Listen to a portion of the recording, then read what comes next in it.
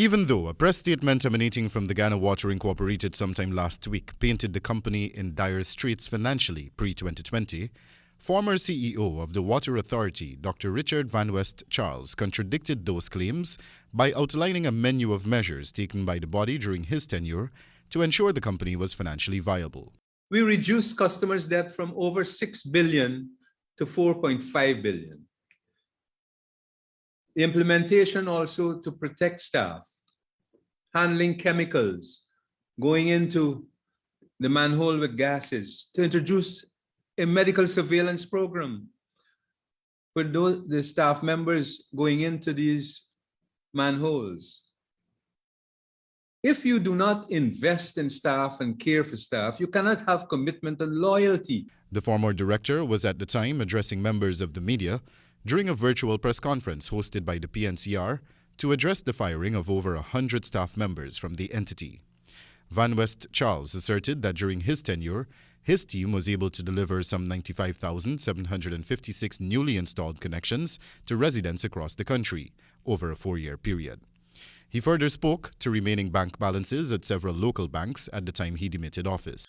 We left a number of accounts in the Republic Bank, GBTI, Bank of Nova Scotia, and Citizens Bank and NBS. So a total of over $702 million. Meanwhile, the former CEO took a jab at the current CEO, Sheikh Bashk, stating that the company's financial records do not reflect complete accuracy. He highlighted that the reported $96 million that is being touted by the CEO as the payroll figure is far less than the actual amount, as that figure does not include monies paid to contractors for works conducted on behalf of the company, which he also alleged is being mismanaged to facilitate handouts to cronies of the current administration. Van West Charles is of the view that the water body has moved from a place of professionalism and quality service delivery to a state of inefficiency. Hence, he called on the president and his cabinet to urgently address same. They need to be called to the table, and the president and the cabinet needs to ask GWI, what foolishness are you doing in the light of COVID of reducing running hours?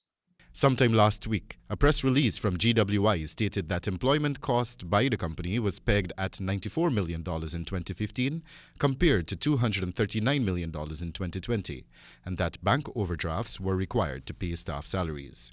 The release further highlighted that the company was indebted to the power company, GPL, to the tune of some $7 billion, while it also owed suppliers some $900 million. The release also mentioned that some 5,000 customers were denied new service connections due to depleted assets in the company's inventory, which also hampered repairs and water quality.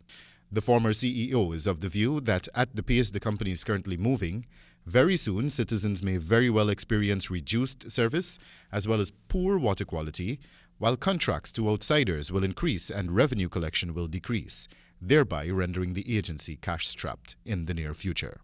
Wendell Badrie, HGP Nightly News.